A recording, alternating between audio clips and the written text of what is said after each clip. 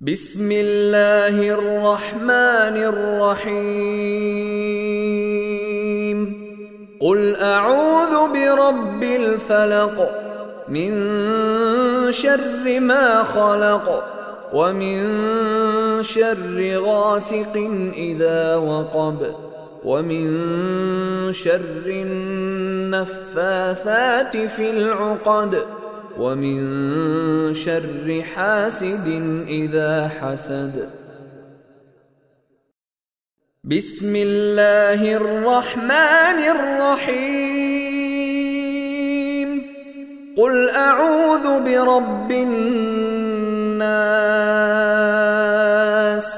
ملک الناس الہ الناس من شر الوسواس الخناس الذي يوسوس في صدور الناس من الجنة والناس۔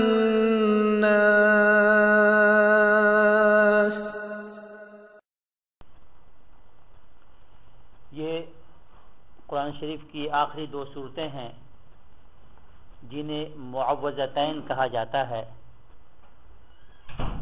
اللہ سبحانہ تعالیٰ نے ان دونوں صورتوں کو نازل فرمایا، اور اس کا جو اصل میں جو شان نزول ہے، بیک گراؤنڈ ہے، وہ یہ ہے کہ ایک شخص تھا لبید ابن عاصم، اس نے نبی کریم صلی اللہ تعالیٰ علیہ وسلم کو جادو کیا، اور اس نے بال کو کیا کیا تھا کہ کنگھی میں ڈال کے اس میں گرے لگائے تھے، اور 11 گرے لگائے تو اس نے اس پر منتر پڑھ کے اس کو پھونکا اس کے اوپر، اور جو بھی اس کا عمل تھا وہ کر کے ایک ایک گرہ لگاتا چلا گیا۔ 11 گرے اس نے لگائے تھے، اور اس کے بعد جا کے اس نے ایک کنویں میں ڈلوا دیا تھا، اور ایک کنویں میں پتھر کے نیچے اس نے دبوا دیا تھا۔ اور بعض روایت میں آتا ہے کہ اس نے اپنی بیٹیوں سے یہ عمل کروایا تھا، تو بہرحال گویا کہ وہ خود بھی شامل تھا، اس کی بیٹیاں بھی اس میں شامل تھیں۔ اس طریقے سے نبی کریم صلی اللہ تعالیٰ علیہ وسلم کے اوپر جو ہے ان لوگوں نے جادو کیا، اور آقا دو عالم صلی اللہ تعالیٰ علیہ وسلم پر یہ ایفیکٹ بھی ہوا، اور آپ متاثر بھی ہوئے اس جادو کی وجہ سے، اور آپ صلی اللہ تعالیٰ علیہ وسلم کو کافی پریشانی لاحق رہی۔ اس معنی کر کہ دنیا کا کوئی کام، دین کا نہیں، دنیا کا میں خاص طور پر ذکر کر رہا ہوں، دنیا کا کوئی کام اگر آپ کرتے تھے کبھی کبھی ایسا ان دنوں میں یہ ہوتا تھا کہ آپ بھول جاتے تھے کہ آپ نے کیا یا نہیں کیا۔ کر لیے ہوئے ہوتے تھے تو خیال یہ آتا تھا شاید نہیں کیا، یا نہیں کیا ہوا ہوتا تھا تو خیال آتا تھا وہ میں نے کر لیا، اور آپ کے سر میں درد بھی رہتا تھا، تو آپ مطلب کس الجھن میں رہے۔ تقریباً 6 مہینے بعض روایت میں آتا ہے کہ 6 مہینے تک آپ صلی اللہ تعالیٰ علیہ وسلم اسٹرگل کرتے رہے، تو آپ کے اوپر یہ تکلیف رہی۔ تو بہرحال جادو جو ہے ایک ظاہر ہے ایک ایسی چیز ہے، وہ برحق ہے، اس کا اثر جو ہے ہوتا ہی ہے جی، اس کا ایفیکٹ انسانوں کو کرتا ہے۔ ایسا کوئی نہیں جو کہے کہ جادو کا اثر ہم پہ نہیں ہوتا۔ جادو چونکہ ایک گو کہ غلط چیز ہی صحیح، بری چیز ہی صحیح، لیکن بہرحال اس کا اثر ہوتا ہے، نبی ہو یا غیر نبی ہو سب ہی کیا متاثر ہو سکتے ہیں۔ ایز اے ہیومن بینگ، بحیثیت کہ وہ انسان ہے، انسان ہونے کے ناطے آپ سے کیا ہے، آپ کی ذات پہ یہ جادو اثر کر سکتی ہے، جس طریقے سے انبیاء کی ذات پہ یا آپ صلی اللہ علیہ وسلم کی ذات پہ بیماری اثر کرتی ہے جی، کیونکہ وہ انسانی جسم ہے۔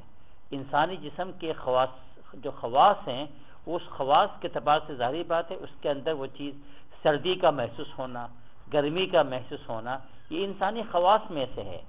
بھولنا انسانی خواص میں سے ہے، بیماری کا احساس ہونا انسانی خواص میں سے ہے، سونا جاگنا انسانی خواص میں سے ہے۔ تو یہ ساری چیزیں خواص یہ انبیاء میں بھی پائی جائیں گی۔ ایسا تو نہیں ہے کہ بھائی وہ سونے سے کیا ہے وہ بری ہوں، کھانے پینے سے وہ بری ہوں، کوئی بیماری نہ لگے ان کو، ان سے وہ بری ہوں، ایسا تو نہیں ہے۔ چونکہ انسان ہے یہ عناصر اربعہ سے بنے ہیں، وہ 4 مرکب، وہ 4 چیزیں جن سے عام انسان بنتا ہے، اس سے انبیاء کی ذات بھی بنی ہے۔ آگ، پانی، مٹی اور ہوا، یہ 4 چیزیں جو ہے انسان کی اجزاء ترکیبی میں ہیں، تو لہذا اس کے خواص میں سے یہ ہے ان تمام چیزوں کا ہونا۔ نبی کریم صلی اللہ تعالیٰ علیہ وسلم بھی ظاہر انسانوں میں سے ایک انسان تھے، تو ظاہر بات ہے اگر آپ صلی اللہ علیہ وسلم کو وہ جادو کا اثر ہوا تو پھر اعتراض کرنا یا بعض ڈینائی کر دیتے ہیں، انکاری کر دیتے ہیں جی، جیسے معتزلیوں نے انکار کیا، انہوں نے کہا کہ نہیں جادو تو ہوا ہی نہیں جی، تو وہ لوگ جو ہے وہ احمقانہ بات کرتے ہیں، جبکہ بالکل صحیح روایات میں ایک نہیں کئی روایتیں موجود ہیں جن میں نبی کریم صلی اللہ علیہ وسلم کے وہ جادو کا ذکر کیا گیا اور جس پر یہ دو صورتیں نازل ہوئیں۔ تو بہرحال تو انکار ہم نہیں کر سکتے، جادو ایک ایسا عمل ہے کہ جس سے انسان کے اوپر اثر ہوتا ہے، اور رسول اللہ صلی اللہ علیہ وسلم کے اوپر بھی اثر ہوا۔ چنانچہ روایت میں یہ آتا ہے کہ جب نبی کریم صلی اللہ تعالیٰ علیہ وسلم اسٹرگل کر رہے تھے اور اس سلسلے میں آپ کو 6 مہینے گزر گئے، تو 2 فرشتے آئے، آپ نے خواب میں دیکھا کہ 2 فرشتے آتے ہیں، نبی کا جو خواب ہے وہ بھی وحی ہے، تو آپ صلی اللہ علیہ وسلم نے دیکھا 2 فرشتوں کو کہ ایک فرشتہ سر کی طرف ہے بیٹھے ہیں، ایک فرشتے پاؤں کی طرف بیٹھے ہیں اور آپس میں باتیں کر رہے ہیں۔ وہ یہ باتیں کر رہے ہیں کہ بھائی ان کے اوپر جادو کا اثر ہوا، ان کا حال کیا ہوا، تو دوسری نے کہا کہ ان کے اوپر جادو ہوا ہے۔ پھر پوچھا کہ کس نے جادو کیا، تو بتایا کہ لبید ابن عاصم نے کیا، باقاعدہ نام جو شخص کا لیا فرشتوں نے کہ لبید نے جو حرکت کی ہے۔ یہ پھر انہوں نے یہ بھی بتایا ان فرشتوں نے کہ وہ جو ہے فلاں کنویں پہ جی وہاں پر اس نے حرکت کی ہے کہ بال جو ہے اس نے 11 جو اس نے گرے لگائے ہیں اور اس کو جو ہے کیا ہے ایک پتھر کے نیچے دبا دیا ہے۔ تو ان فرشتوں نے آپس میں باتیں کی، نبی کریم صلی اللہ علیہ وسلم کی آنکھ کھلی، صبح جو ہے 2 اپنے ساتھیوں کو لے کر، یہ بعض روایت میں آتا ہے کہ وہ حضرت علی اور طلحہ تھے، ان کو لے گئے، ان کو لے آ کے ان سے کہا کہ کنویں کے نیچے اترو، کنویں کے نیچے اترے اور فرمایا کہ پتھر ہٹاؤ، پتھر ہٹایا تو واقعی اس کے نیچے جو ہے نا ایک بالوں کا گچھا نکلا جس میں جو ہے نا 11 گرے لگے ہوئے تھے۔ جبریل امین ان دا مین ٹائم یہ 2 صورتیں لے کر آئے، قل اعوذ برب الفلق من شر ما خلق، تو پہلی صورت یعنی سورۃ الفلق کے اندر 5 آیات ہیں اور سورۃ الناس کے اندر جو ہے 6 آیتیں ہیں، تو یوں آل ٹوگیدر جو ہے 11 آیتیں ہیں اور اس میں 11 گرہ لگے ہوئے تھے۔ تو آپ صلی اللہ علیہ وسلم ایک ایک جو ہے آیت پڑھتے جاتے تھے، قل اعوذ برب الفلق، گرہ کھلتا چلا جاتا تھا، تو 11 کی 11 گرہ 11 آیتوں کے ساتھ جو نا کھل گئے، اور جیسے گرہوں کا کھلنا تھا آپ صلی اللہ تعالیٰ علیہ وسلم کی طبیعت صحیح ہو گئی اور آپ صلی اللہ تعالیٰ علیہ وسلم کے اوپر جو جادو کا اثر تھا وہ ختم ہو گیا۔ تو بہرحال اس لیے اس کو معوذتین بھی کہا جاتا ہے جی، جن سے تعویذ لی جاتی ہے، جن سے تعویذ پکڑی جاتی ہے۔ اب اس پہ ایک مسئلہ ہے، ایک بحث ہے، لوگ بڑی گفتگو کرتے ہیں، بحث کرتے ہیں اور ایک دوسرے کو کافر بھی بناتے رہتے ہیں، ایک دوسرے کو مشرک بناتے رہتے ہیں، وہ ہے تعویذ کا مسئلہ۔ بعض لوگ کہتے ہیں کہ تعویذ جو ہے یہ شرک ہے جی، تعویذ گنڈا یہ شرک ہے، دم کرنا، دم پڑنا، جھاڑ پھونک یہ سب شرک ہے، تو لہذا یہ جو بھی عمل کرتا ہے وہ مشرک ہے، سیدھا اٹھا کر جو ہے نا مشرک ہونے کا فتویٰ دے دیا جاتا ہے جی۔ اور وہ کئی روایات جو ابو داؤد میں بھی ہے، ترمذی میں بھی ہے، مختلف صحیح روایات میں ذکر آتا ہے جی، جس میں جو ہے تعویذ کی برائی بیان کی گئی ہے۔ ابو داؤد کے اندر یہاں تک آتا ہے کہ التمائم شرکن، تعویذ جو ہے وہ شرک ہے جی، تعویذ وہ شرک ہے۔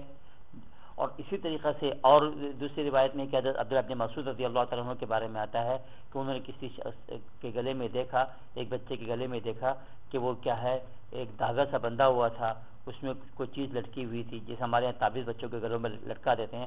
انہوں نے دیکھا تو انہوں نے کہا کہ بھائی یہ تو تعویذ ہے، انہوں نے اسے توڑ کے پھینک دیا اور یہ فرمایا کہ میرے گھر میں یا ہمارے گھرانے میں یہ شرک نہیں ہوگا، آپ نے نکال کے پھینک دیا۔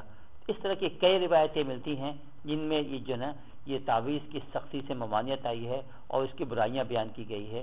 اب یہ سوال ہی پیدا ہوتا ہے کہ یہ سب روایتوں کو دیکھتے ہوئے جو ہمارے یہاں دوسری طرف دیکھتے کہ ہمارے علماء کرام یہ تعویذ پہ عمل کرتے ہیں، ایک دوسرے کو تعویذ دیتے ہیں اور اس کے اوپر ان کا عمل بھی جاری ہے اور اس سے فائدہ بھی ہوتا ہے لوگوں کو، تو کیا خیال ہے کہ کیا یہ علماء، یہ اکابرین جو مطلب کہ تعویذ پہ عمل کرتے ہیں یا اس پہ بلیو کرتے ہیں، اس پہ کتابیں لکھ دی ہیں، تو کیا ان لوگوں کے سامنے یہ احادیث نہیں ہے؟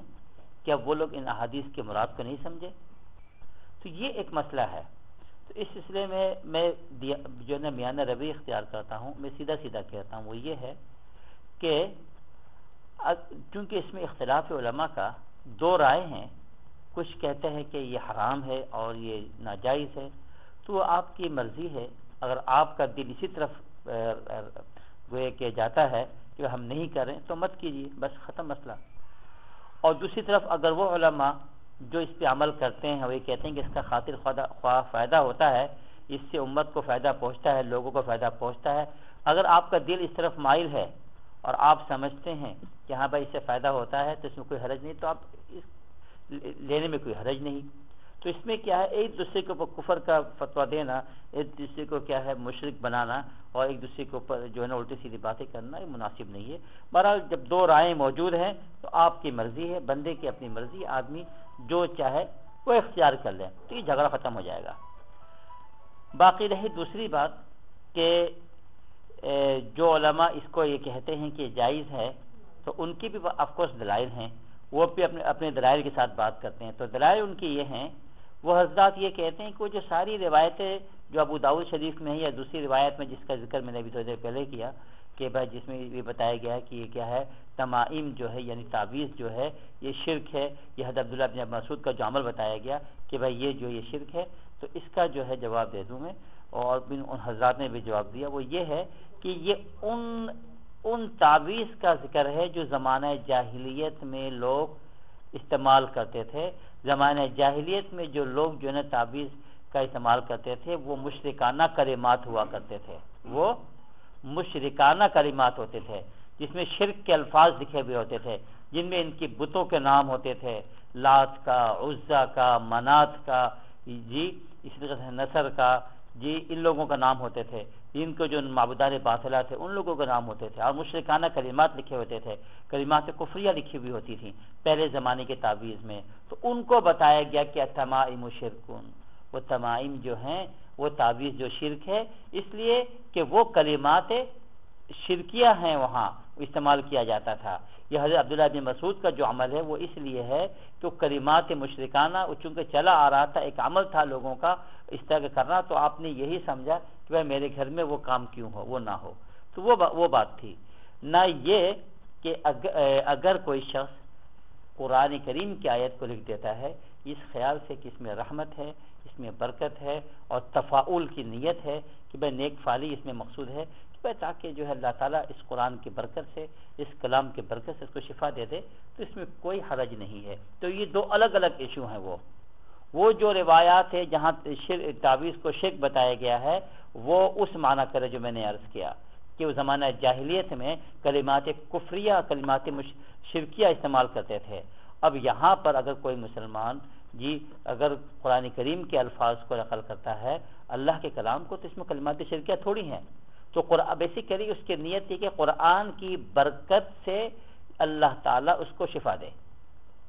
وہاں تو یہ ہوتا تھا کہ ان کا بت ان کو شفا دے. تو فرق ہے، دو الگ الگ ایشو ہیں. تو دونوں کو جو ہے نہ ملایا جائے. باقی یہ کہ آدمی کو زیادہ ایکسٹریم ہونے کی ضرورت نہیں ہے، مرضی ہے، اگر جس کا دل چاہتا ہے ٹھیک ہے اس پہ عمل کر سکتا ہے، نہیں چاہتا تو نہ کرے، مگر ایک دوسرے سے لڑے جھگڑے نہیں، اس کے اوپر کوئی فساد کھڑا کرنے کی ضرورت نہیں ہے. تو بہرحال ادھر یہ خود آپ یہ دیکھیے، یہ جو دو صورتیں ہیں یہ کیا ہیں، اس کا نام کیا ہے، معوذتین ہے، تعویذ والی صورتیں. یہ دو صورتیں کیوں اتری؟ یہ تعویذ بن کے تو اتری رسول اللہ صلی اللہ تعالیٰ علیہ وسلم کے اوپر. آپ پہ جادو کیا گیا تو اللہ تعالیٰ نے یہ دو صورتیں نازل فرما دی تاکہ اس کے ذریعے سے آپ پناہ پکڑ لیں. تعویذ مانی کیا ہے؟ پناہ پکڑنا اور پناہ میں آ جانا، یعنی اللہ کے پناہ میں آ جانا، اللہ تعالیٰ سے کہنا اے اللہ تو مجھ کو بچا لے. جی اللہ کے کلام سے بھی پناہ لے، کلام کے برکت سے پناہ لینا. تو بیسیکلی اللہ ہی سے ہی مدد مانگی جا رہی ہے، اللہ کے کلام سے مدد مانگی جا رہی ہے. خود ایک حدیث شریف میں آتا ہے کہ کان یتعوذ، رسول اللہ صلی اللہ علیہ وسلم کے لیے آتا ہے کہ کان یتعوذ، رسول اللہ صلی اللہ علیہ وسلم تعویذ پکڑا کرتے تھے اور پناہ لیا کرتے تھے ان دو صورتوں سے، قل اعوذ برب الفلق اور اعوذ برب الناس سے آپ تعویذ پکڑا کرتے تھے. کن چیزوں سے؟ فرمایا کہ نظر سے اور جنوں سے، کہ نظر اور جن کی حفاظت کے لیے رسول اللہ صلی اللہ تعالیٰ علیہ وسلم ان دونوں صورتوں کو پڑھا کرتے تھے اپنی حفاظت کے لیے، تاکہ جو ہے کوئی جن وغیرہ اثر نہ کر جائے، اسی طریقے سے کوئی آپ پر نظر نہ لگ جائے، کیونکہ آپ پر نظر ظاہر بات ہے کفار لگایا کرتے تھے. وَإِن يَكَادُ الَّذِينَ كَفَرُوا لَيُزْلِقُونَكَ بِأَبْصَارِهِمْ. ان لوگوں کی حالت یہ ہوتی تھی کہ جو ان کا تو دل چاہتا تھا کہ آپ کو اپنی آنکھوں سے چکھ لیں، آپ کو اپنی آنکھوں سے چکھ لیں. جی یہ ان لوگوں کی حالت ہوتی تھی جی، وہ تو بس جلس میں تھے کہ یہ آدمی کتنا اوپر چلتا جا رہا ہے، کتنا ترقی کرتا جا رہا ہے، عروج پر عروج ہوا جا رہا ہے، اس شخص کو یہ کہاں پہنچ رہا ہے، اس کی تو کوئی انتہائی نظر نہیں آ رہی ہے، تو حسد تو ہونا ہی تھا، حسد تو ہونا ہی تھا۔ اور یہ کیا بات ہوئی، یہ شخص جو کہہ رہے ہیں لوگ جو ہے درادر ان کی بات مانتے جا رہے ہیں، قبول کرتے جا رہے ہیں، وہ جلس میں آ جاتے تھے، وہ حسد میں آ جاتے تھے، وہ پھر نظر بھی لگاتے تھے آپ کو، تو آپ کے اوپر اپنی نگاہیں بھی لگاتے تھے، کسی طریقے سے ان کو نظر لگ جائے، کسی طریقے سے ان کو جادو چل جائے، کسی طریقے سے جو حسد کا جو اثر ہو جائے ان کے اوپر، تو یہ کوششوں میں لگے رہتے تھے جی۔ تو اللہ کے نبی خود جو ہے کیا ہے تعویذ پکڑا کرتے تھے ان دو صورتوں سے۔ اور پھر آپ کو معلوم ہے کہ جو سب سے پہلی صورت ہے یعنی سورۃ الفاتحہ، اس کا نام کیا ہے؟ سورۃ الشفا، اور اس کا مطلب شفا والی صورت، تو اس پر بھی عمل ہوتا تھا، اس کو پڑھ کے دم کیا کرتے تھے جی، اس سے شفا حاصل ہوتی تھی، تو وہ بھی تعویذ ہی تو ہے۔ تو لہذا یہ جو عمل ہے اس میں کوئی حرج نہیں ہے، باقی یہی کہ مرضی ہے جس کی جو چاہے، دونوں راستے اختیار کر سکتا ہے، آدمی کو ضرورت نہیں ہے کہ وہ کیا کرے افراط یا تفریط پہ جائے، جو عمل کرتے ہیں کرنے دیجئے، جو عمل نہیں کرتے ان کو بھی برا بلا مت بولے کیوں نہیں کرتا، ٹھیک ہے نا۔ تو یہ اسلام میں جو ہے نا اعتدال ہے، آدمی کو معتدل ہونا چاہیے۔ اس کے علاوہ اس میں ایک جو مسئلہ اس صورت سے متعلق ہے وہ عرض کرنا چاہوں گا، وہ یہ ہے کہ حضرت عبداللہ ابن مسعود رضی اللہ تعالیٰ عنہ کا اس صورت کے سلسلے میں ان کی کیا رائے تھی، اور اس میں اچھی خاصی بحث کی گئی ہے، اور صفحات کے صفحات اس میں سیاہ کیے گئے ہیں، اور بعض لوگوں نے تو غیر ضروری باتیں بھی کر ڈالی اس میں، تو وہ تھوڑا سا میں مختصراً اس مسئلے کو حل کرتا ہوں اور عرض کرتا ہوں اس بارے میں۔ حضرت عبداللہ بن مسعود رضی اللہ تعالیٰ عنہ صحابی رسول ہے، ان کے بارے میں آتا تھا کہ وہ افقہ الصحابہ تھے، افقہ الصحابہ، تمام صحابہ میں سب سے زیادہ فقیہ عبداللہ بن مسعود تھے۔ تو یہ بات میں شروع میں اس لیے کہنا چاہ رہا ہوں کہ اب آگے جو ان کے بارے میں جو باتیں ہیں نا وہ پہلے ہمارے ذہن میں ہونا چاہیے کہ وہ کیا تھے، افقہ الصحابہ، تمام صحابہ میں سب سے زیادہ فقیہ وہی تھے۔ حضرت عمر فاروق رضی اللہ تعالیٰ عنہ کے زمانے میں یہ جو آپ نے فقہ بورڈ بنایا تھا اس میں بھی سب سے بڑے آدمی حضرت عبداللہ بن مسعود تھے، اور خود عمر فاروق رضی اللہ تعالیٰ عنہ ان سے فتویٰ لیا کرتے تھے۔ امیر المؤمنین کن سے فتویٰ لیتے تھے؟ عبداللہ بن مسعود سے۔ اور فقہ حنفی جو ہے، فقہ حنفی کا جو مدار جو ہے نا وہ ابن مسعود کے فقہ کے اوپر ہے رضی اللہ عنہ جی، ہمارا جو نا مین جو فقہ بیس کرتا ہے ابن مسعود کے اوپر۔ تو یہ بہت بڑے صحابی تھے، افقہ صحابہ تھے جی۔ ان کے بارے میں یہ آتا ہے کہ انہوں نے اپنے مصحف پہ، کیونکہ صحابہ کرام نے اپنی مصحف تیار کیا تھا، یعنی قرآن شریف لکھا تھا اپنے پاس، جو پوری صورتی پورا قرآن شریف، تو حضرت عبداللہ بن مسعود کے پاس جو مصحف تھا اس مصحف میں ان دونوں صورتوں کو نہیں لکھا آپ نے، سمجھ گیا آپ؟ قل اعوذ برب الفلق، قل اعوذ برب الناس، آپ کے مصحف میں جو قرآن کا نسخہ جو آپ نے تیار کیا تھا، آپ نے اپنے قرآن کے اس نسخے میں اعوذ برب الفلق قل اعوذ برب الناس کو درج نہیں کیا، لکھا نہیں۔ چونکہ لکھا نہیں اس کی وجہ سے اس کے اوپر کافی گفتگو ہوئی جی، اور اس کے اوپر جو ہے نا کافی علیحدے ہوتی رہتی ہے، لوگ لکھتے رہتے ہیں، وہ کہتے ہیں کہ دیکھو عبداللہ بن مسعود جو تھے وہ منکر تھے ان دونوں صورتوں کے قرآن ہونے کا، یہ کہتے تھے کہ بھائی یہ قرآن نہیں ہے جی۔ اب سوال پیدا ہوتا ہے کہ پوری امت اس بات پہ مجتمع ہے کیا کہ یہ دونوں صورتیں وہ قرآن کا حصہ، تمام کے تمام صحابہ جی بالاتفاق اس بات پر وہ ہیں کہ بھائی یہ دونوں صورتیں قرآن کا حصہ ہے جی۔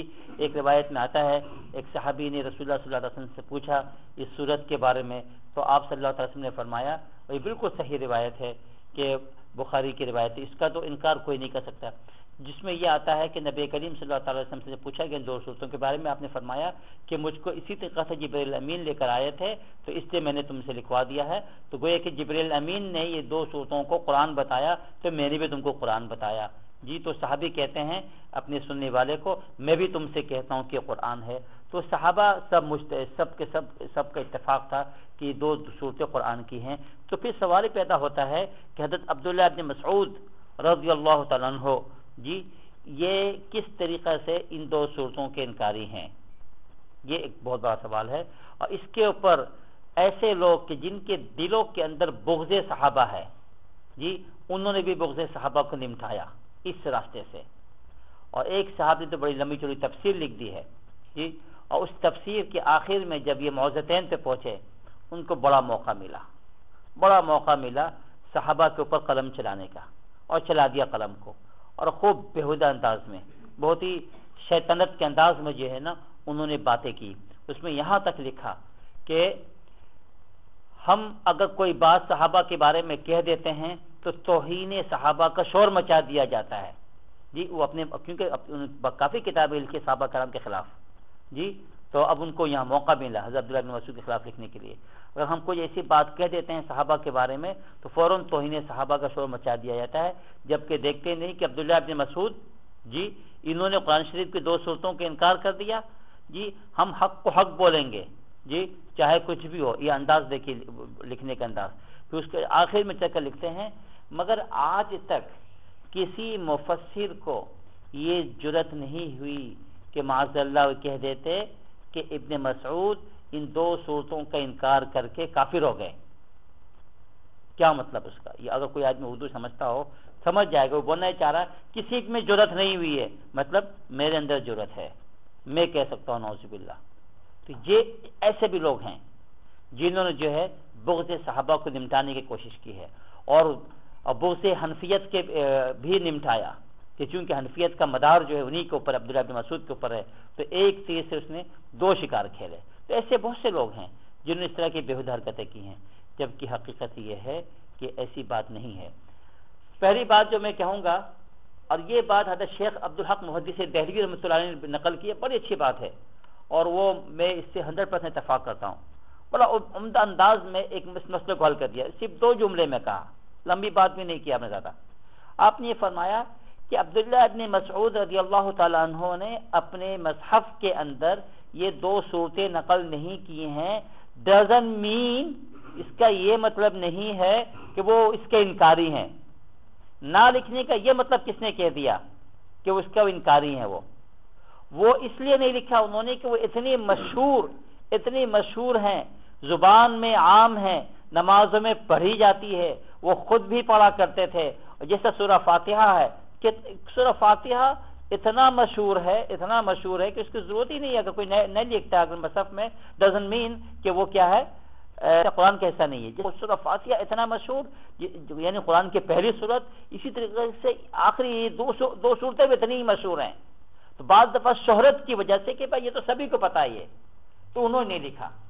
تو نہ لکھنے کا یہ مطلب نکالنا اور اتنی بحث کرنا، یہ گندگی مچانا اور صفحات کے صفحات جو ہے لکھ ڈالنا ان کے خلاف، اور ایک جو ہے طوفان کھڑا کر دینا، یہ بہت ہی زیادتی کی بات ہے. حضرت شیخ عبدالحق محدث دہلوی رحمۃ اللہ علیہ نے بڑی پیاری بات کی. انہوں نے کہا کہ ان کا مصحف نہ لکھنا یہ مطلب تھوڑی ہے کہ اس کے انکاری ہیں.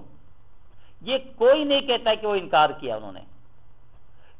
وہ یہ یاد رکھیں، انکار کرنے کا سوال ہی پیدا نہیں ہوتا. اب اس کے علاوہ میں کچھ چند باتیں میں اور عرض کرنا چاہوں گا، وہ سمجھ لیں. پہلے حضرت عبداللہ بن مسعود، پہلی بات تو یہ ہے کہ اس کے وحی ہونے کے انکاری نہیں تھے. سمجھ گئے؟ وحی ہونے کا منکر قطعاً نہیں تھے. یعنی یہ کہنا کہ بھائی یہ کیا ہے، نعوذ باللہ وحی الہی نہیں ہے، اس کا تو سوال ہی پیدا نہیں ہوتا. کیونکہ وحی کی ہے 2 قسمیں. ایک وحی مطلوع ہے کہ وہ وحی جس کی تلاوت کی جاتی ہے، اور ایک وہ وحی ہے جس کو کہتے ہیں وحی غیر مطلوع، کہ وہ وحی جس کی تلاوت نہیں کی جاتی مگر وہ بھی وحی ہے. جو وحی جس کی تلاوت کی جاتی ہے اس کو ہم قرآن کہتے ہیں، اور وہ وحی جس کی تلاوت نہیں کی جاتی وہ حدیث ہے، لیکن وہ بھی وحی ہے. یہی وجہ ہے کہ حدیث کا انکاری جو ہے، انکار کرنے والا یہ اور حدیث متواتر کا انکار کرتا ہے تو کافر ہو جائے گا. تو یہ دونوں باتیں ہمیں اپنے ذہن میں رکھنی چاہیے کہ حدیث بھی وحی، قرآن بھی وحی. تو وہ ظاہری بات ہے وہ تو وحی ہونے کے قائل تھے. کوئی یہ نہیں کہہ سکتا کہ عبداللہ بن مسعود جو ہے اس کے وحی ہونے کے منکر انکاری تھے کہ بھائی یہ وحی میں شامل نہیں ہے. تو لہذا ان کے اوپر جو ہے نا پہلی بات تو یہ کہ یہ جو لوگ الٹی سیدھی باتیں کرتے ہیں یہ ذہن میں رکھیں وہ تو وحی کے بہرحال قائل تھے. یہ اور بات یہ ہے کہ اس کو اب وحی مطلوع سمجھتے تھے یا غیر وحی مطلوع سمجھتے تھے، یہ ایک الگ ایشو ہے. لیکن وحی ہونے پر وہ متفق تھے، تو بات ختم ہو گئی۔ تو اس میں جو کون سی بات جو ہے نا ہنگامہ کرنے کی تھی۔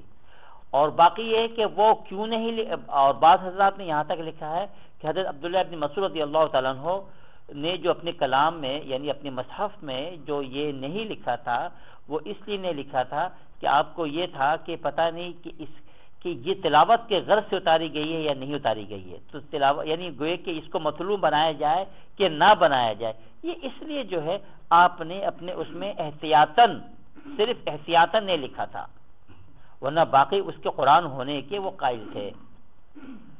جی روح البیان کے اندر جو ہے اس حضرت عبداللہ بن مسعود رضی اللہ تعالیٰ عنہ کے بارے میں یوں ان کے الفاظ ہیں، جس میں انہوں نے یہ کہا کہ ان کے الفاظ تو یہ ہیں کہ انہ کان لا یعد المعوذتین من القرآن، وہ یہ سمجھتے تھے عبداللہ بن مسعود کہ وہ ان کو قرآن میں وہ شمار نہیں کرتے تھے، وکان لا یکتبہما فی مصحفہ، کہ وہ اپنے مصحف میں نہیں لکھا کرتے تھے، یقول یہ کہا کرتے تھے انہما، یہ دونوں صورتیں منزلتان من السماء، دیکھیے وہ یہ کہتے قائل تھے اس بات کے کہ دونوں صورتیں آسمان سے نازل ہوئی ہیں، وہما من کلام رب العالمین، یہ کہتے تھے کہ یہ دونوں کے دونوں صورتیں رب العالمین کا کلام ہے۔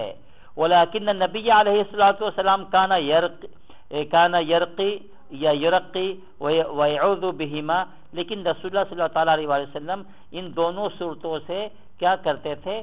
تعویذ لیا کرتے تھے، تعویذ پکڑا کرتے تھے، گویا کہ آپ نے بطور تعویذ اس کو استعمال کیا ان دونوں صورتوں کو۔ فاشتبہ علیہ، تو حضرت عبداللہ بن مسعود پہ پھر یہ معاملہ مشتبہ ہوا، انہما من القرآن اور لیستا منہ، کہ یہ آیا یہ قرآن کے حصے میں شامل کیا جائے یا نہ کیا جائے، فلم یکتبہما فی المصحف، اسی لیے انہوں نے اپنے مصحف میں نہیں لکھا۔ یہ ساری مگر وہ اس بات کے قائل تھے کہ یہ آسمان سے نازل ہوا ہے، رب العالمین کا کلام ہے، اس کا انکار نہیں کرتے تھے۔ اور علامہ قاضی ابوبکر باقلانی لکھتے ہیں کہ لم ينکر ابن مسعود کونہما من القرآن، یہ وہ اس بات کا قطعاً کیا ہے انکار نہیں کرتے تھے ابن مسعود کہ یہ قرآن میں شامل نہیں ہے، سوال ہی پیدا نہیں ہوتا۔ اسی طریقے سے اور بھی جو ہے کیا نام ہے حافظ ابن حجر رحمۃ اللہ علیہ نے ایک اور قول نقل کیا ہے کسی عالم کا، لم یکن اختلاف ابن مسعود مع غیرہ فی قرآنیتہما وانما کان فی صفت من صفاتہما، وہ یہ کہتے تھے کہ وہ اس کا انکار تھوڑی کرتے تھے کہ وہ قرآنیت نہیں ہے۔ جی تو مقصد کہنے کا یہ ہے، اسی طریقے سے اور بھی کئی جو ہے نا اقوال ملتے ہیں جن حضرات نے جو ہے یہ بتایا ہے صاف صاف واضح طور پہ کہ حضرت عبداللہ بن مسعود جو ہیں وہ قرآن کے ان دونوں صورتوں کے قرآن کے منکر نہیں تھے، وہ صرف احتیاطاً یا یہ سمجھ کر کہ چونکہ بطور تعویذ انہیں اتارا گیا ہے وہ اپنے مصحف میں نہیں لکھتے تھے۔ اور اسی طریقے سے اور بھی اقوال ہے، اور مجھے سب سے اچھی بات وہ نظر آتی وہ سنیے، وہ جو حضرت علامہ آلوسی رحمۃ اللہ علیہ نے جی انہوں نے لکھا ہے بڑے پیارے انداز میں، بہت پیارے انداز میں انہوں نے یہاں تک لکھ دیا، انہوں نے کہا ہے کہ لعل ابن مسعود رجع عن ذلك، بات ختم ہو گئی، کہ وہ یہ کہتے ہیں کہ اس کا امکان ہے کہ ابن مسعود بعد میں اپنے اس خیال سے بھی کیا ہو گئے، انہوں نے رجوع فرما لیا ہوگا۔ اور بات بھی یہی ہے، اصل میں بات یہ تھی، ایک بات اور سمجھ لیجیے، اس میں میں ذرا سا حدیث کا نقطہ بیان کرتا ہوں، وہ یہ ہے کہ قرآن کریم جو ہم تک آیا ہے یہ تواتر کے ساتھ آیا، ٹھیک ہے، اور حضرت عبداللہ ابن مسعود سے جو بات ہمارے سامنے آ رہی ہیں یا ایسے اخبار صحابہ جو دوسرے ہیں وہ احاد سے آئے، واحد طریقے سے آئے ہیں۔ جو چیز احاد سے آئیں تو بھلا جو ہے اس چیز کا کیسا مقابلہ کر سکتی ہیں جو کہ تواتر کے ساتھ آ جائے، تو قرآن تو تواتر سے پہنچا، تو تواتر سے یہ چیز ثابت ہے کہ یہ دونوں صورتیں معوذتین جو ہیں یہ قرآن کا حصہ ہے، تو لہذا بات ختم ہو گئی۔ اور حضرت عبداللہ ابن مسعود تک ہو سکتا ہے کہ اس وقت یہ خبر تواتر کی نہ پہنچی ہو جس وقت آپ نے اپنے مصحف میں نہ لکھا ہو، جب آپ تک یہ خبر پہنچی کہ ہاں یہ دو صورتیں تواتر کے ساتھ جب پہنچی کہ دونوں صورتیں جو ہیں یہ جو ہے باقاعدہ مصحف میں لکھا جائے، تو آپ نے لکھ دیا، جیسا کہ علامہ آلوسی نے یہ جملہ فرمایا، کیا فرمایا کہ لعل ابن مسعود رجع عن ذلك۔ تو ہمارے جو اکابرین ہیں، ہمارے بزرگ ہیں، وہ حضرات تو اس بات پر گوئے کہ اپنے قلم کو چلاتے رہے کہ صحابہ کا دفاع کرتے رہے جی، اور صحابہ کے بارے میں صحیح اور تر جو ہے نا رائے قائم کرنے کی کوشش کرتے رہے، لیکن کیا کیا جائے، دوسری طرف جو بغض صحابہ نمٹانے والے ہیں انہوں نے تو حد کر دی، بلکہ ان صاحب نے تو یہاں تک حد کر دی ہے کہ وہ لوگ جنہوں نے دفاع کیا حضرت عبداللہ ابن مسعود کا، ان کے خلاف بھی لکھا۔ ان کا مقصد یہ تھا کہ ان کا دفاع بھی مت کرو ابن مسعود کا رضی اللہ تعالیٰ عنہ۔ کتنی بڑی زیادتی ہے۔ بہرحال تو یہ بھی ایک مسئلہ ہے، یہ بھی ایک ایشو ہے کہ عبداللہ بن مسعود رضی اللہ تعالیٰ عنہ آیا اس کے قائل تھے یا نہیں تھے؟ تو صحیح بات یہ کہ وہ قائل تھے، صرف مصحف میں نہیں لکھا تھا، اور خیال یہ کہ بعد میں انہوں نے لکھ لیا ہوگا، تو بات ختم ہو گئی۔ اور سب سے بڑی بات جو میں نے شروع میں کہی تھی شیخ عبدالحق محدث دہلوی کی، وہ بات بڑی پیاری ہے کہ وہ یہی ہے کہ شیخ عبدالحق نے یہ لکھا ہے کہ مصحف میں اگر نہیں لکھا تو ڈزنٹ مین کہ مصحف میں نہ لکھنے کا یہ مطلب نہیں ہے کہ وہ اس کے قرآنیت کے قائل نہیں تھے، بس بات ختم ہو جاتی ہے۔ اس کے علاوہ ابھی میں ان دو صورتوں کو ترجمہ کرنے سے پہلے ایک اور مسئلہ ہے، ایک اور گویا کہ چیز بتانا چاہوں گا، وہ یہ ہے کہ اللہ تعالیٰ نے ان دونوں صورتوں کو آخر میں بطور تعویذ جو نازل فرمایا ہے، اس کی کیا حکمت ہے، اس کے پیچھے کیا فلسفہ ہے جی؟ تو حقیقت یہ ہے کہ اس کے پیچھے ایک بہت بڑا فلسفہ نظر آتا ہے، وہ یہ ہے، دیکھیے اس پر قرآن ختم ہو رہا ہے، یوں سمجھ لیجیے کہ قرآن اللہ تعالیٰ ختم فرما رہے ہیں تعویذ کے اوپر جی، اور ان دو صورتوں کے اوپر۔ اس کی کیا وجہ ہے؟ وجہ بڑا ظاہر ہے، وہ یہ ہے، انسان جب ترقی کرتا ہے، جب ترقی کرتا ہوا آگے بڑھتا ہے، ایون دو دنیا میں بھی ترقی کرے نا، ابھی دیکھیے گا تو اس کے حاسدین پیدا ہو جاتے ہیں۔ یہ ایک فطری امر ہے، ایک فطری تقاضا ہے، لوگ جیلس ہو جاتے ہیں کہ یہ اتنا آگے کیوں بڑھ گیا، اس کو اتنا کیوں مل گیا، اس کو ایسا کیوں ہوا، تو جیلسی بہرحال سمہاؤ آ جاتی ہے، اور پھر نظر بہرحال لگنا شروع ہو جاتا ہے، لوگ نظر لگانا شروع کر دیتے ہیں، نظر لگ جاتی ہے، کیا بھائی یہ ایسا کیسے ہو گیا، وہ ایسا کیوں ترقی کر گیا، اس کو یوں کیوں مل گیا، وہ اتنا آگے کیوں بڑھ گیا، چلو بھائی کچھ کرو، حرکتیں کرو، جیلسی بھی کریں گے اور نظر بھی لگائیں گے، اور پھر اور تو اور جب وہ سمجھتے ہیں کہ ہماری نظر سے کچھ نہیں ہو رہا، ہمارے حسد سے کچھ نہیں ہو رہا، تو پھر آگے بڑھ جاتے ہیں، پھر کیا کرتے ہیں، جادو ٹونے پہ چلے جاتے ہیں، جادو ٹونے پہ چلے جاتے ہیں، ارے جادو کر کے اس کے مار دو، جادو کر کے اس کی چیزوں کو تباہ کر دو کہ وہ ترقی نہ کرنے پائے، وہ اوپر نہ جانے پائے۔ ہمارے ملکوں میں تو یہ بڑا عام ہے، جو بیچارہ آگے بڑھتا ہے نا، تو یہ دیکھیے گا دوسری طرف جو نہیں جادوگر جو بیٹھے ہوئے ہوتے ہیں نا، یہ عامل لوگ پتہ نہیں کیا کیا ان کے پاس پہنچ جاتے ہیں، اور تاکہ مقصد کیا ہوتا ہے، اگلے کا کاروبار ٹھپ کر دے، اگلے کی ترقی رکوا دے، وغیرہ وغیرہ۔ تو یہ حرکتیں جو ہے بہرحال لوگ کرتے رہتے ہیں جی۔ تو یہ گویا کہ ایک فطری معاملہ ہے کہ ایک بندہ آگے بڑھے گا تو دوسرا بندہ جو اس سے کیا ہے جیلس ہوگا، اور جیلس میں کی انتہا جو ہے کیا ہے، وہ جادو ہے۔ لوگ جادو ٹونے پر آخر میں آ کر جو ہے اس کے ذریعے سے ہلاک کرنے کی یا اگلے کو نقصان پہنچانے کی کوشش کرتے ہیں۔ یہ تو معاملہ ظاہری یا دنیاوی ہے۔ اسی طریقہ سے جب ایک انسان ترقی کرتا ہے روحانی طور پہ اور درجات علا حاصل کرتا ہے اور اوپر بڑھتا چلا جاتا ہے، اوپر ترقی کرتا چلا جاتا ہے، تو پھر اس کے بھی حاسدین پیدا ہو جائیں گے، اس سے بھی جلس کرنے والے پیدا ہو جائیں گے، اور پھر جو قرآن لے کے آگے بڑھے گا، جو قرآن کا نور لے کے آگے بڑھے گا، اوہو سبحان اللہ، وہ تو کہاں سے کہاں پہنچے گا، وہ تو اس کے درجات تو کہاں سے کہاں اوپر پہنچتے چلے جائیں گے جی۔ پھر اللہ تعالیٰ اس کو جو طاقت دیتا ہے، قرآن کی جو طاقت دیتا ہے، قرآن کی جو طاقت ہے نا، وہ ایٹمی طاقت کی بھی کوئی حیثیت نہیں ہے، وہ پیچھے پڑی رہ جاتی ہے۔ اللہ تعالیٰ جو ہے نا یہ قرآن کے ذریعے سے معاملہ اتنا آگے بڑھا دیتا ہے۔ تو اب انسان جو آدمی قرآن لے کے آگے بڑھے گا تو پھر کیا ہوگا، جب وہ انتہا کو پہنچ رہا ہوگا تو اس کے حاسدین پیدا ہو جائیں گے، اس کو نقصان پہنچانے کی کوشش کریں گے جی، اس کو نظر لگانے کی کوشش کریں گے، یہ قرآن کا کام بند کر دے، یہ قرآن کی خدمت بند کر دے، یہ قرآن کی باتیں نہ کرے، کیونکہ یہ تو ایک ایسی چیز ہے سب سے زیادہ اثر انداز ہونے والی چیز، وہ جو ہے جس کے ذریعے سے انسان جو ہے اثر انداز ہو جاتا ہے، وہ قرآن ہے۔ تو اب کیا ہے، تو اب اس بندے کو نقصان پہنچاؤ، نظر کے ذریعے سے نقصان پہنچاؤ، حسد کر کے جی، اور نہ ہو سکے تو جادو کرو، تاکہ بندہ جو ہے وہ پیچھے چلا جائے، وہ قرآن سے پیچھے ہٹ جائے۔ تو اللہ تعالیٰ نے یوں آخر میں جو ہے نا یہ 2 صورتیں اتار دی، بتا دیا کہ جب تم آگے بڑھو گے، ترقی کرو گے قرآن کو لے کر، تو تمہارے مخالفین تمہارے ساتھ ہوں گے، حاسدین تمہارے مقابلے کھڑے ہوئے ہوں گے، اور پھر وہ نظر بد لگا رہے ہوں گے تمہارے اوپر، اور جادو ٹونے بھی تمہارے خلاف کر رہے ہوں گے، تو کوئی بات نہیں، ہم یہ 2 صورتیں اتارے دیتے ہیں، ان کو پڑھا کرو، اس کے ذریعے سے کیا ہے تم اپنی حفاظت کر لو گے۔ تو یوں بیوٹی ہے، یوں اللہ تعالیٰ نے بیوٹی رکھی ہے کہ آخر میں جا کر اس پہ قرآن کو ختم کیا۔ ایک مسئلہ اور ہے، تو اس کے بعد جا کر انشاءاللہ اس کا ترجمہ کریں گے، وہ یہ کہ جو تھوڑا سا میں نے شروع میں بھی عرض کیا تھا کہ بعض لوگ یہ کہتے ہیں کہ رسول اللہ صلی اللہ تعالیٰ علیہ وآلہ وسلم کے اوپر جب جادو ہوا، یہ ایک بڑا چونکہ اعتراض ہے، اور وہ شکوک شبہات اس طرح کے لوگ پیدا کر دیتے ہیں، یہ تو ہمیں چاہیے کہ اس کو واضح کر دیں، تاکہ جو ہے اس طرح کے شکوک شبہات جو ہمارے دلوں میں نہیں ہونی چاہیے۔ وہ یہ ہے کہ رسول اللہ صلی اللہ تعالیٰ علیہ وآلہ وسلم کے اوپر جب جادو ایفیکٹ ہوا اور آپ صلی اللہ تعالیٰ علیہ وآلہ وسلم متاثر ہوئے، اور دنیا کے کاموں میں جو کام کرتے تھے کچھ بھول جایا کرتے تھے، کیا تو آپ بھول جاتے تھے کہ شاید نہیں کیا، نہیں کیا تو خیال آتا میں نے کر لیا۔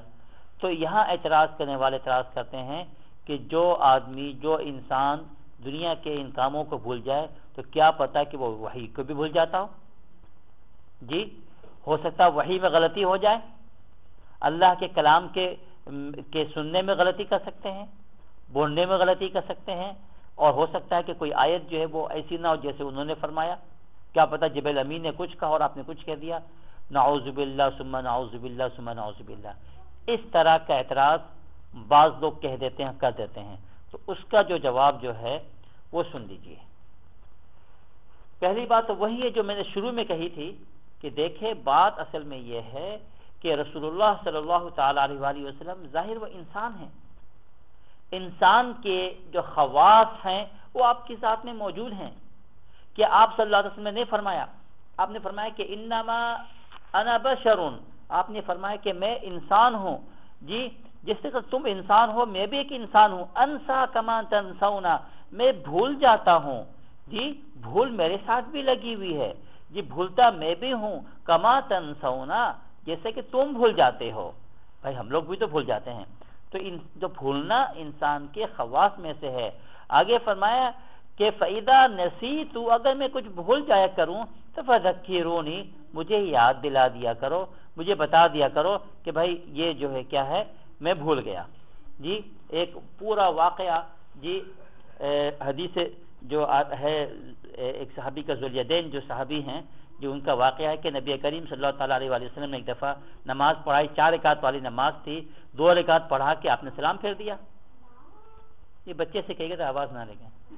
تو اب آپ صلی اللہ تعالیٰ علیہ وآلہ وسلم نماز پڑھا رہے ہیں، 4 رکعت والی نماز کو آپ نے 2 رکعت پڑھ کے سلام پھیر دیا۔ آپ نے جب آپ نے سلام پھیر دیا تو سارے صحابہ ظاہری بات ہے سلام پھیر دیے، لیکن کسی میں ہمت نہیں کہ کوئی یہ کہے کہ اللہ کے رسول نے یہ کیا کر دیا، یہ 4 رکعت والی نماز جو ہے یہ 2 رکعت ہو گئی۔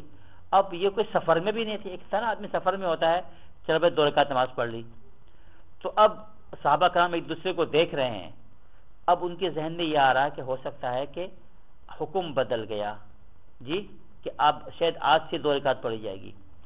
تو اب ایک صحابی جو حضرت ذوالیدین تھے، انہوں نے نبی کریم صلی اللہ علیہ وسلم سے سوال کیا، اور صحابہ بھی اتنے با ادب ہوتے تھے، سبحان اللہ، صحابہ سے زیادہ ادب کون کرے گا؟ جی اس مؤدب نے، اس ادیب، اس شخص نے، جی اس ذات اقدس نے ان کو ادب سکھلایا ہو، ادب سکھانے والا استاد رسول اللہ صلی اللہ تعالیٰ علیہ وسلم ہو تو کیسے ادب کرتے ہوں گے، اندازہ کیجیے آپ۔ تو انہوں نے رسول اللہ صلی اللہ علیہ وسلم سے یوں پوچھا، ایسے نہیں کہا کہ حضرت آپ نے 2 رکعت نماز پڑھائی ہے، جی اگر یہاں امام صاحب 2 رکعت نماز پڑھا لے تو لوگ فوراً کھڑے رہیں گے، 2 رکعت نماز ہوئی، 2 رکعت نماز پڑھائی گی، ظاہر بات ہے وہ تو حق ہے پورا کہ ہم تو عام انسان ہیں۔ وہاں بات ہو رہی ہے رسول اللہ صلی اللہ تعالیٰ علیہ وسلم سے، تو انہوں نے بڑے ادب سے یوں کہا، اقصرت الصلاۃ ام نسیت یا رسول اللہ، اے اللہ کے رسول کیا اب نمازیں قصر ہو گئیں، یعنی آج سے ہم لوگ قصر کی نماز پڑھیں گے؟ ام نسیتا، یا آپ بھول گئے. ایسا نہیں کہا کہ آپ نے غلط پڑھائی.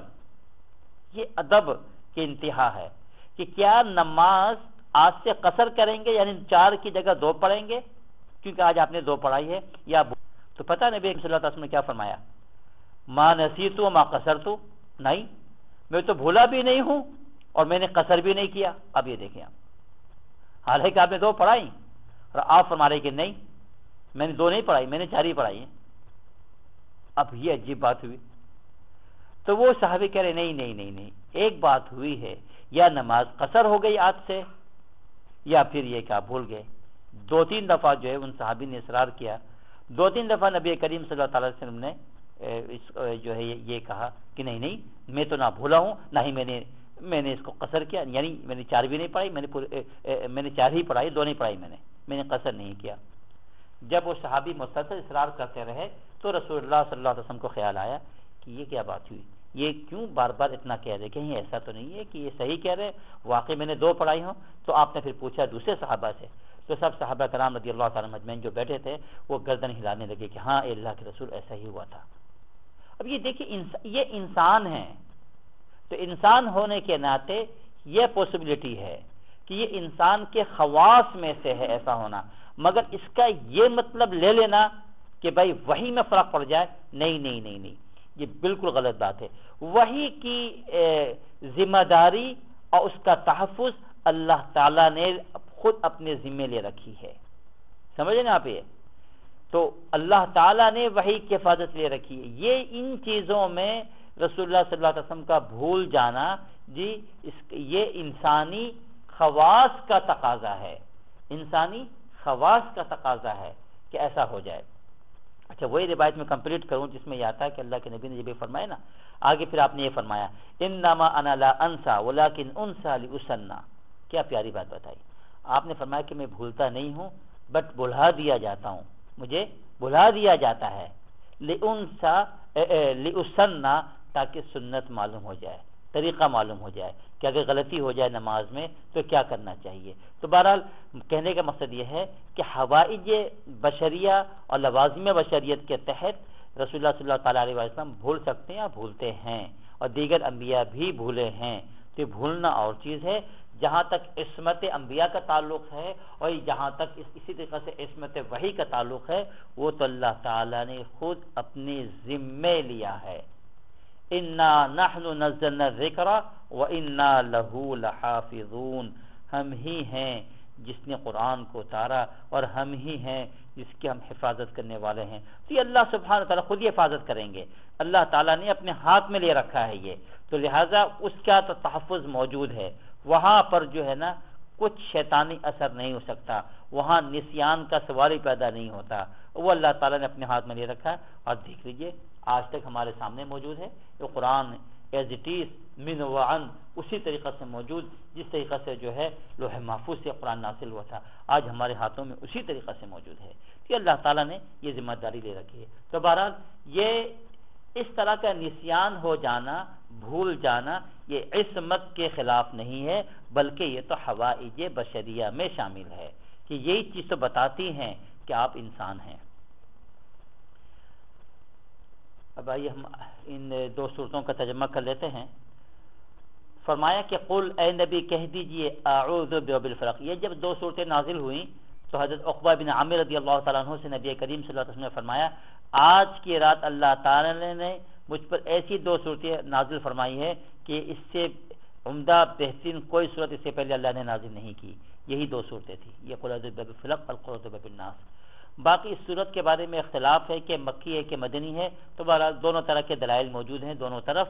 بعض حضرات نے ان کو مکی قرار دیا ہے، بعض حضرات نے ان کو مدنی قرار دیا ہے.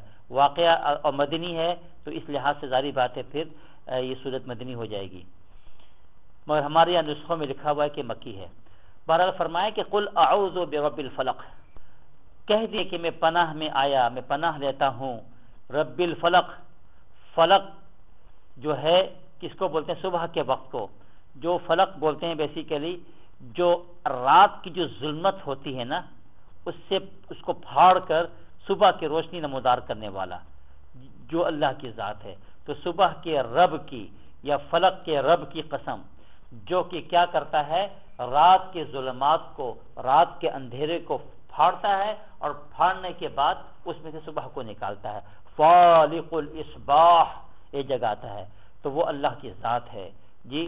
تو اللہ تعالیٰ جو ہیں کیا فالق الاصباح ہیں.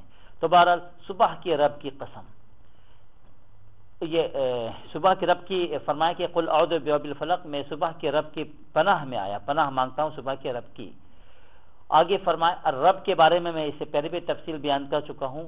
رب اس ذات کو بولتے ہیں جو کسی کو نقطہ نقص سے نکال کے نقطہ کمال تک پہنچا دے، وہ رب ہوتا ہے.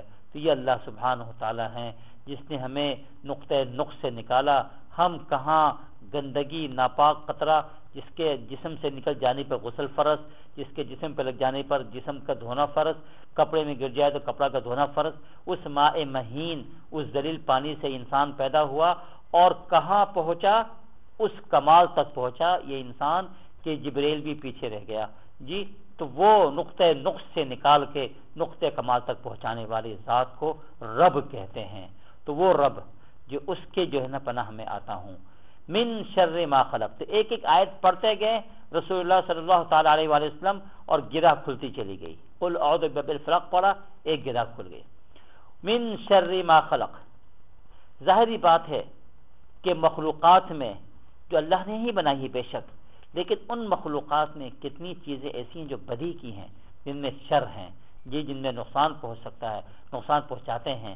تو فرمایا کہ پھر جو پناہ مانگنا ہے من شر، ہر چیز کی بدی سے، ما خلق جو اس نے بنائی، جتنی وہ چیزیں جس کے اندر بدی کی ہوں، جو نقصان پہنچانے والی ہوں، کیا ہے ان چیزوں سے کیا ہے پناہ مانگ رہا ہے. پناہ مانگا جاتا ہے تو پناہ مانگنے کا حکم دیا کہ یہ کہہ دو کہ پناہ مانگ لو جی ان تمام بدی کی چیزوں سے جو اللہ نے بنائی ہے، ان بدی کی چیزوں سے پناہ مانگو.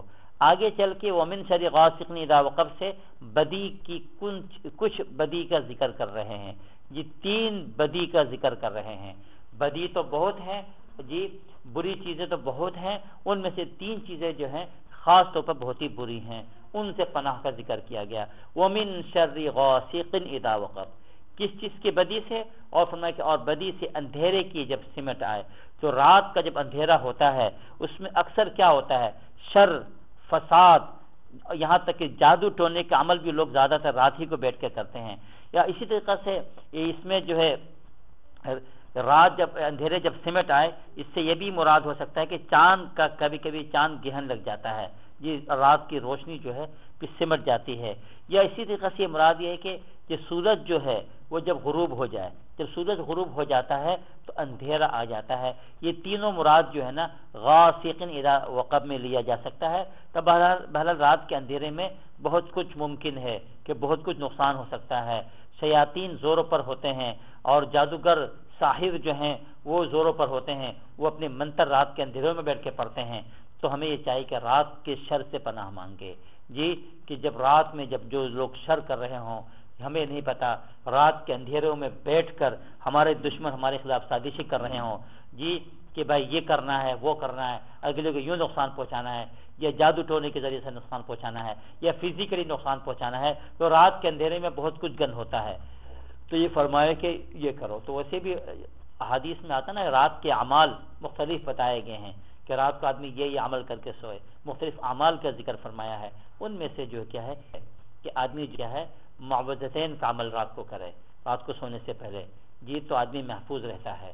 تو یہ ضروری ہے کہ آدمی جو ہے نا رات کو سونے سے پہلے قل اعوذ برب الفلق، قل اعوذ برب الناس، بہتر تو یہ کہ چاروں قل پڑھ لیا کرے جی. اسی طریقے سے جو کیا ہے رات کے اندھیروں میں اور بھی فسادات ہو سکتے ہیں، تو انسان جو ہے کیا ان تمام فسادات سے محفوظ رہے گا. حدیث شریف میں یہ بھی آتا ہے کہ انسان رات کو سونے سے پہلے سورہ بقرہ کی آخری 2 آیتوں کی تلاوت کر لیا کرے. جو کوئی شخص 2 آیتوں کی تلاوت کر لیتا ہے کفاساہو، یہ 2 آیتیں اس کے لیے کافی ہو جاتی ہیں. نیند کے آدمی آرام سے سو جائے جی، پرسکون ہو کے سو جائے. اب فرشتے آ کر جو ہے نا اس گھر کی حفاظت کر لیتے ہیں، کیونکہ رات میں جب انسان سوتا ہے غافل ہو جاتا ہے. اب پتہ نہیں کہ دشمن کیا حرکتیں کریں جی، ادھر جن جو ہے وہ پورے زور پر ہوتا ہے، شیطان پورا زور لگا رہا ہوتا ہے، وہ ساری حفاظتیں ہو جائیں گی. وَمِن شَرِّ النَّفَّاثَاتِ فِي الْعُقَدِ، اور دوسرا جو ہے وہ جو من شر ما خلق جو ہے وہ 3 طرح کے اس میں بیسیکلی ہے تو بہت زیادہ 3 خاص ذکر فرمایا. ایک تو رات کے اندھیرے کا شر بتایا، دوسرا یہ بتایا کہ اور بدی سے عورتوں کی جو گروہ میں پھونک ماریں. کچھ عورتیں تھیں جو گروہ میں پھونک مارتی تھیں، یعنی وہی بات ہے کہ لبید ابن عاصم کی بیٹیاں جو جادو کر رہی تھی رسول اللہ صلی اللہ تعالیٰ علیہ وسلم کے اوپر، وہ بالوں پہ گروہ پہ کیا کر رہی تھی، وہ پھونک دم کر کے جو پھونک مار کے کیا ہے گرے لگا رہی تھی. جی تو اب سوال پیدا ہوتا ہے کہ بعض لوگوں نے کہا کہ صرف لبید نے ہی جادو کیا تھا. جب لبید نے جادو کیا تھا، لبید تو مرد ہے، مذکر ہے، یہاں پر نفاسات آ رہا ہے یعنی مؤنث کا ذکر آ رہا ہے. اس پر بھی اچھی خاصی گفتگو کی یہ ہے مفسرین نے، تو میں نے اسی لیے مختصراً جواب دے دیا کہ اس میں نفاسات میں چونکہ لبید کی بیٹیاں بھی شامل تھیں تو لہذا یہاں عورتوں کا ذکر اس لیے آ گیا. باقی یہ بھی کہا جا سکتا ہے کہ اگر مرد مراد لیا جائے تو نفاسات سے مراد یہاں پر یہ ہے کہ عورت پھر مؤنث کیوں ذکر کیا یہاں پر، وہ اس لیے ذکر کیا ہے کہ یہاں اشارہ ہے نفوس انسانی کی طرف. انسان یعنی گویا کہ لوگ، انسانی نفوس جو ہے نا یہ عربی میں مؤنث ہے، اس لیے نفاسات مؤنث کا جمع استعمال کیا گیا. اور اسی طریقے سے نفاسات جو ہے عرب کے اندر جو ہے اس طریقے کا جب جمع کے لیے استعمال کرتے ہیں، جمع کے لیے مؤنث کا لفظ استعمال ہو جاتا ہے. جی ڈزن مین کہ وہ مؤنث اس سے مراد عورتیں ہیں وہاں، مگر جب رجال کو ذکر کیا یا لوگوں کا ذکر فرمایا جی جمع کے لیے، اس میں جو ہے مؤنث کر دیا.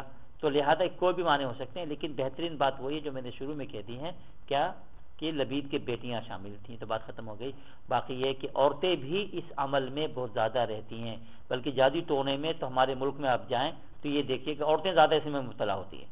مرد تو اپنے کام سے فارغ نہیں ہو پاتا، اپنے دھندوں سے فارغ نہیں ہو پاتا، صبح دوپہر شام ہو جاتا کام کرتا ہے، یہ لگا رہتا اپنے کاموں میں. یہاں عورتیں بیٹھی ہوئی حسد میں مبتلا ہوتی ہیں، او فلاں ترقی کر رہا ہے، اس کے جو ہے نا پاؤں روکو، اس کے ہاتھ کو روکو، اس کو نیچے گراؤ، تو بھی عمل کرنا شروع کر دیتی ہیں. چلے جائیں گے بابا کے پاس، فلاں کے پاس، کہ جاؤ یہ کرا لو وہ کرا لو، یہ چلتا رہتا ہے سلسلہ، یہ حرکتیں ہوتی رہتی ہیں. تو بہرحال قرآن سب کو شامل کر رہا ہے. وَمِن شَرِّ حَاسِدٍ إِذَا حَسَدَ، یہ تیسری چیز من شر ما خلق میں جو تیسری چیز ہے وہ یہ ہے، سب سے خطرناک چیز وہ کیا ہے کہ حاسدوں کی حسد سے، برا چاہنے والے کی برائی سے. جب وہ برا چاہنے لگے، جب وہ حسد کرنے لگے، اور جب وہ جو ٹوک لگانے لگے، حضرت شیخ الہند نے اس کا ترجمہ کیا ٹوک لگانے سے، ٹوک بھی لگ جاتا ہے انسان کو. جی یہ بڑی خطرناک چیز ہے. یہ انسان جو ہے، اور ٹوک کے اندر کیا ہے وہ شامل ہے نظر بھی. تو بہرحال تو یہ سب چیزیں اس میں شامل ہے. حسد کس کو بولتے ہیں؟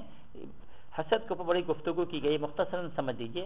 حسد عموماً کہا جاتا ہے کہ کسی سے حسد کرنا، کسی کی نعمت کو دیکھ کر اس کے اوپر حسد کرنا اس طریقے سے کہ یہ خواہش کرنا کہ فلاں سے وہ نعمت ختم ہو جائے اور مجھے مل جائے. جی وہ اس نے نئی گاڑی کیوں خرید، گاڑی تباہ ہو جائے اور اس طرح کی گاڑی میں خرید لوں، وہ گاڑی میرے پاس آ جائے. اگلے سے نعمت کا زوال اور اپنے لیے اس کا حصول کی تمنا، یہ ہے کیا چیز؟ حسد. تو حسد میں انسان جو ہے، حدیث شریف میں آتا ہے کہ حسد تو ایسا ہے، حسد فرمایا کہ حسد ایسی چیز ہے کہ یأکل الحسنات کما تأکل النار الحطب، کہ حسد جو ہے نیکیوں کو جی اس طریقے سے جلا کے راکھ کر دیتا ہے جس طریقے سے لکڑی جو ہے، جس طریقے سے آگ جو ہے خشک لکڑیوں کو جلا کے راکھ کر دیتی ہے. تو حسد کبھی نہیں کرنا چاہیے. حسد کریں گے کسی سے ہم جیلس ہوں گے، ہماری ساری نیکیاں جل کے برباد ہو جائیں گی. تو حسد کبھی نہ کریں.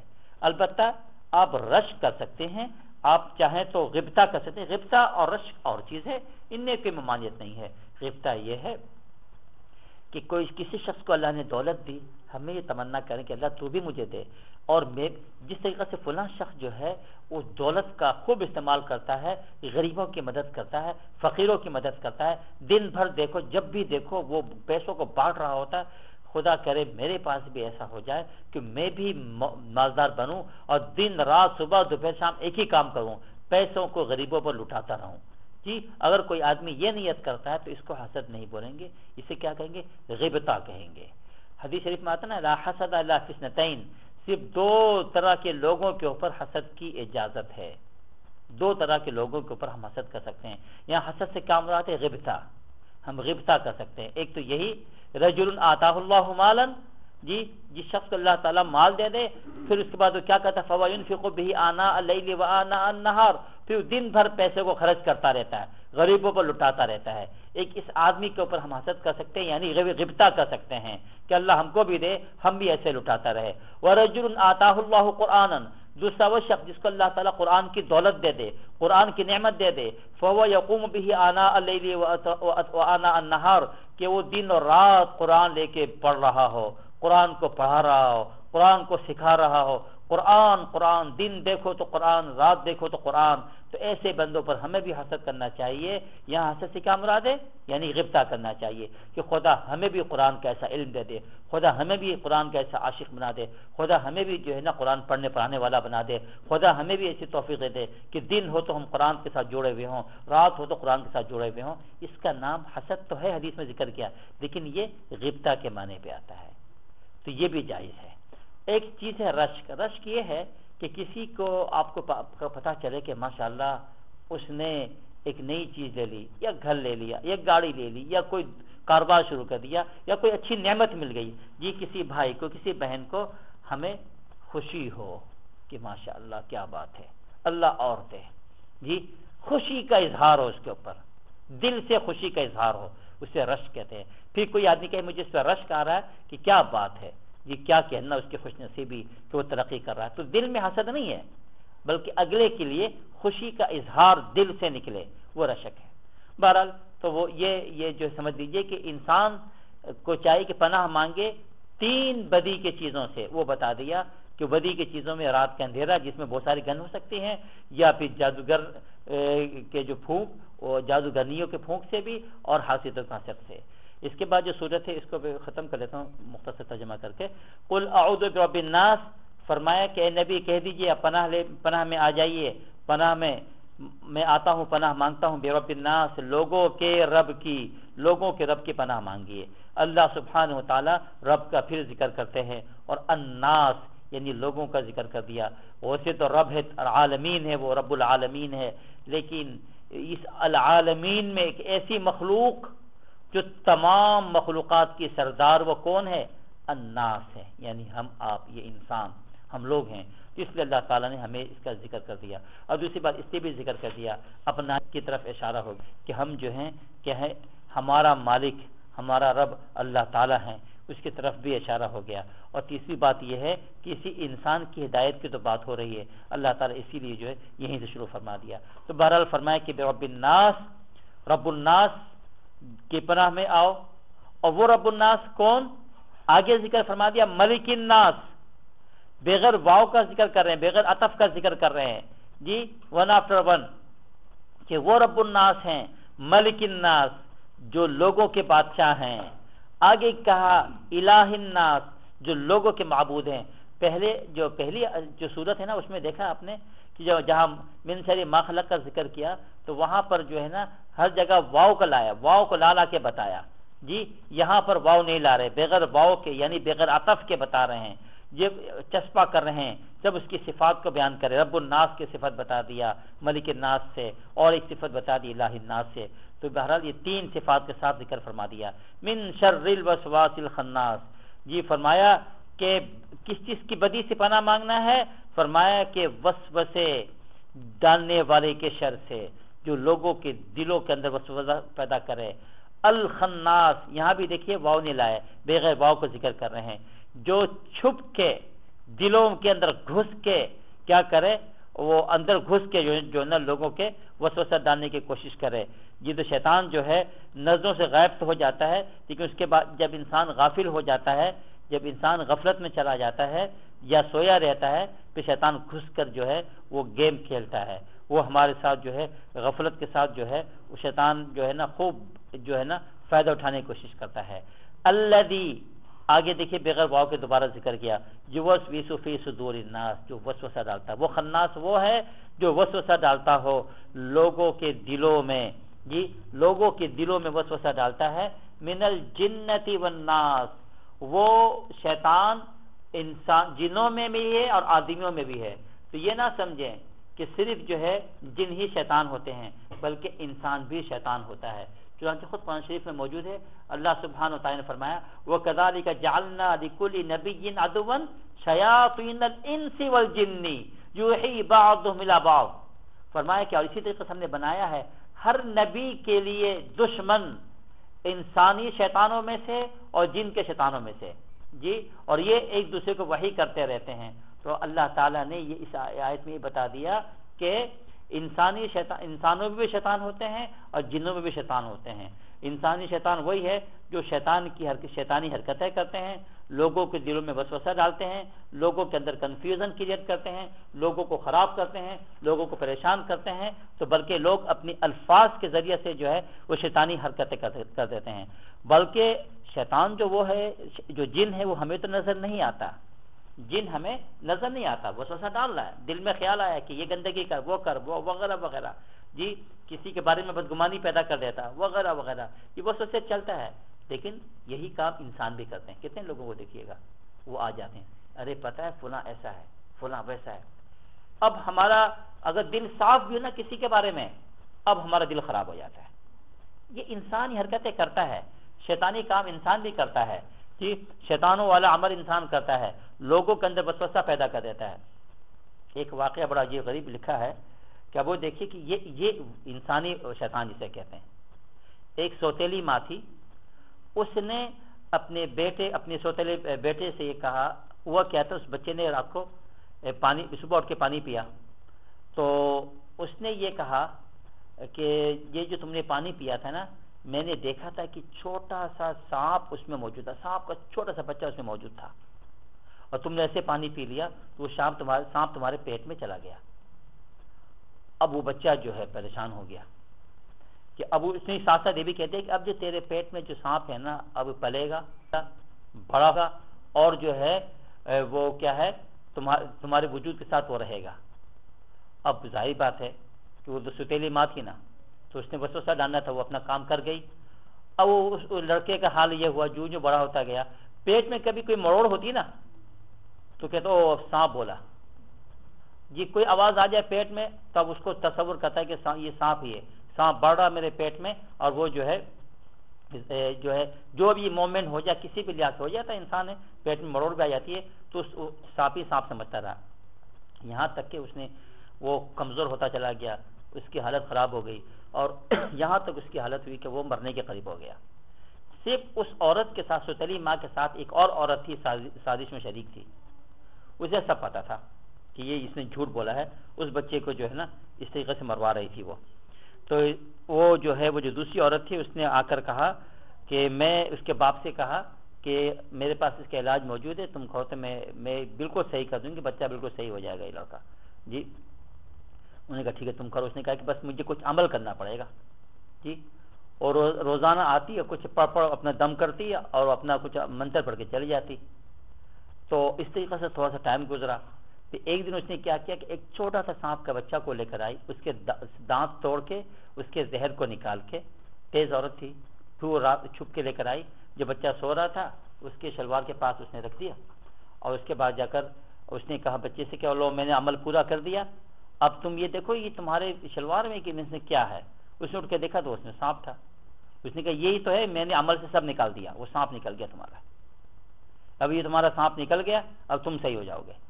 اور بچے نے اپنے آنکھ سے سانپ بھی دیکھ لیا کہ وہ سانپ نظر بھی آ گیا اس کو، اور وہ اس پہ بلیو بھی کیا. اور اس کے بعد ماشاءاللہ اس کے دماغ سے وہ وسوسہ نکل گیا، وہ ٹھیک بھی ہو گیا، چند دنوں میں ماشاءاللہ بالکل صحت مند ہو گیا. تو یہ انسان ہے، یہ جسٹ ایک وسوسہ ڈال دے تو انسان اس وسوسے میں پڑ جاتا ہے. تو بہرحال یہ وسوسہ انسان بھی ڈالتا ہے. تو کبھی بھی ہمارا سامنے کوئی شخص آئے اور ہم سے بات کرے کسی کے بارے میں اور ہمیں کنفیوژن کریٹ کرنے کی کوشش کرے اور یہ کہ فلاں ایسا ہے یا ایسی ہے، بالکل نہ سنیں. کہ اسے کہہ دو تم تو شد الوسواس الخناس بن گئے، تم خناس ہو کہ تم جو ہے وسوسہ ڈالنے کی کوشش کر رہے ہو کسی دوسرے مسلمان کے بارے میں، ہم نے تمہاری بات کو نہیں سننا، بالکل اسٹیٹ پہ بھگا دے. بہرحال یوں جو ہے الحمدللہ قرآن ختم ہو جاتا ہے ان دو صورتوں کے اوپر. بعض حضرات نے ایک عجیب غریب نقطہ بیان کیا ہے، وہ یہ کہتے ہیں کہ قرآن کی ابتدا با سے ہوئی. قرآن کی ابتدا کس سے ہوئی ہے؟ با سے، بسم اللہ الرحمن الرحیم، ٹھیک ہے نا، با سے ہوئی ہے. اور اس کی انتہا کس کے اوپر ہوئی؟ سین کے اوپر، من الجنۃ والناس، سین کے اوپر۔ با اور سین اردو میں کیا بولتے ہیں؟ بس، بس۔ تو گویا کہ یہ بس کے اندر پورا قرآن آ گیا۔ تو لطیفہ اس میں یہ ہے، اس میں نقطہ یہ ہے، اس میں جو بعض حضرات نے لکھا ہے وہ یہ لکھا ہے کہ یہی یہ قرآن ہے جو ہمارے لیے بس ہے، ہمیں اور کچھ نہیں چاہیے۔ جو قرآن کی دولت کو لے لے، جو قرآن کے سمندر میں غوطہ لگا لے، جو قرآن جس کا اوڑھنا بچھونا، جس کا اٹھنا بیٹھنا، جس کا چلنا پھرنا، جس کی رات قرآن، جس کا دن قرآن، جس کی ڈیلنگ قرآن، جس کی ہر چیز قرآن بن جائے، تو اس کے لیے یہی بس ہے، یہی بس ہے، یہی با اور سین ہے، جس کی ابتدا با سے ہے، جس کی انتہا سین کے اوپر ہے۔ خوب اچھا عمدہ نقطہ بیان فرمایا۔ تو بہرحال یوں الحمدللہ یہ معوذتین پر یہ قرآن شریف جو ہے ختم ہو جاتا ہے۔ اللہ سبحانہ و تعالی ہم سب کو جو ہے اہل قرآن بنائے، اللہ تعالی ہم سب کو جو ہے قرآن کریم کی عظمت کو سمجھنے کی توفیق عطا فرمائے، اللہ تعالی اس دور کو دور قرآنی بنائے جس کی بڑی ضرورت ہے، اللہ تعالی ہم سب کا سلوک قرآنی بنائے، اللہ تعالی ہم سب کا خاتمہ قرآن کے راستے پہ کرے۔